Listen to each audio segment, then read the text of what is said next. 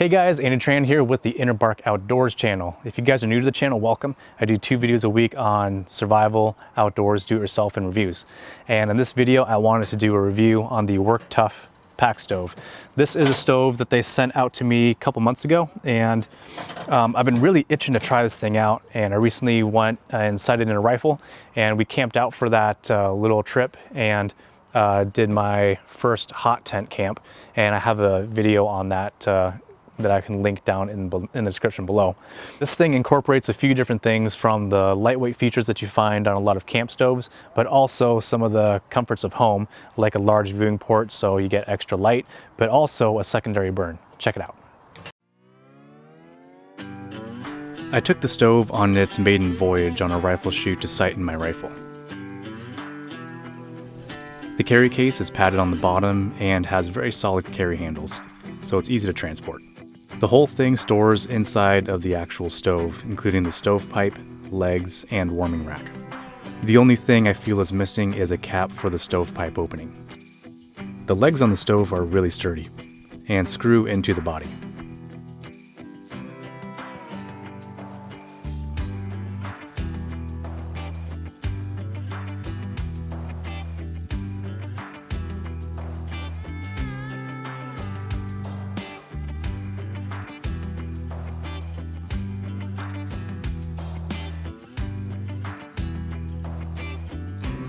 The stovepipe sections fit snugly into each other and extend pretty tall to clear the roof of a tent.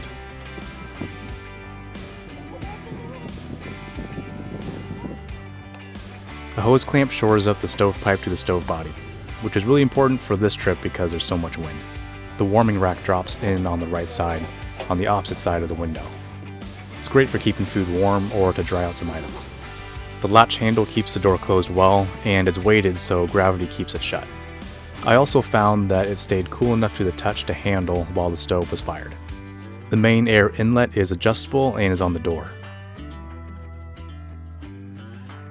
Also on the door is a secondary burn inlet, which is a constant on. The secondary air is superheated under the burn chamber plate before being introduced in through the holes at the bottom. In addition to the window on the door, the stove has a large viewing window on the side, so you can be more flexible with the stove's orientation in respect to the fire's light. Alright, so off camera, we forgot to film because we're a little bit hungry, but off camera what I did was I made some feather sticks with this, and then I used my Swedish fire steel, and then because it's so dry here, all it took was a couple quick sparks with the ferro rod, and then we were able to get those feather sticks lit up. And so I split up a few little pieces of wood, about pinky size, and then right now it's all in there. So far so good, and you know, this thing actually puts up quite a bit of light.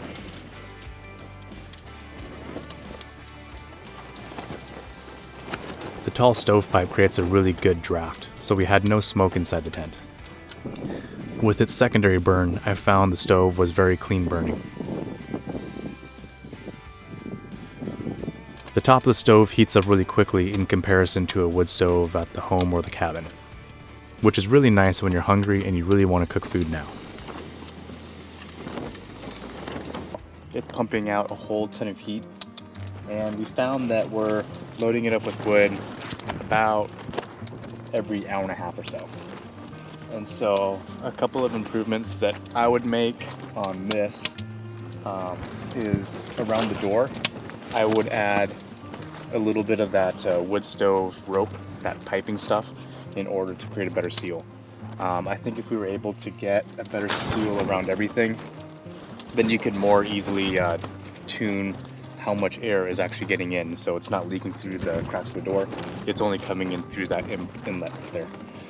So that would be the biggest one, and then one that is not terribly common for most people to deal with would be the bottoms of the feet. And this is actually something the wife considered, because we're dealing with wind that's about 22, 25 miles an hour gusting right now, so pretty high winds in regards to camping.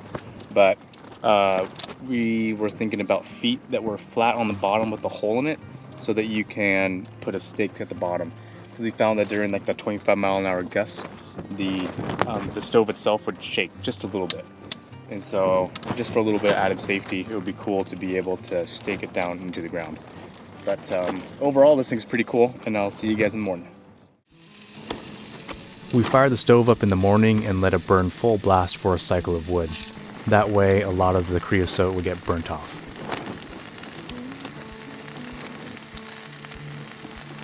The stainless steel took a blue patina, suggesting that the metal components got to at least 500 to 600 degrees Fahrenheit. At night, we did see a faint glow at times, so perhaps some of the parts got up to 900 degrees Fahrenheit. My biggest concern with this camping trip was the wind, so the stovepipe bringing the whole thing down was a huge concern for me. But the stove stayed together. Okay. So that is my review of the Work Tuff Pack Stove. Overall, this stove is freaking awesome. Not only does it combine some of the lightweight features that we expect on a pack stove, but it also has some of the features that you don't expect and that we're used to at wood stoves that we have at home. You know, you have a really large viewing port, so you have plenty of light, and you have a secondary burn, which is really hard to come by, especially in a stove this compact. A few things that I would change, like I mentioned in the video, seal around the door a little bit just so that it's more airtight, so that all the air that's going into the burn chamber is from your air control here. What I might do as well, just so it has like a longer smolder time, you know, if you're going to sleep, that way you're not waking up every, 2 hours or so, is to also have a slight adjustment for the secondary air, just so that you can really control the burn rate. And having a cap right here for the stovepipe outlet for transport. It'd be really nice to have that so that you're not getting the inside of your car dirty in case there's a little bit of soot or ash that's still remaining inside the burn chamber during transport, and also stuff doesn't fall in. But I think that would be solved with just a can opener and an old can that I don't need. So that should be pretty quick. But overall, I think this thing is awesome. I think the quality, the fit and materials is really good. The design is really good, and it burns really clean. In the morning when I was emptying everything out, there was just ash. There was no more charcoal, no nothing in there. So overall, I think this is a super awesome stove. In case you were wondering where to get it, I'm gonna have a link down below of where to get it. Their website is up and running, and these are in production. I think we're trying to get a US distributor for these stoves. So if it's something that you guys are super interested in, let me know, and maybe we can do like a group buy or do some pre-sales or something like that to get these into the US, because I think these are awesome, really good quality. But yeah, if you guys have any comments or questions, you can go ahead and message me or comment down below.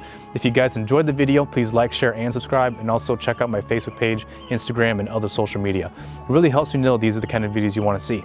But as always, take care out there. Bye.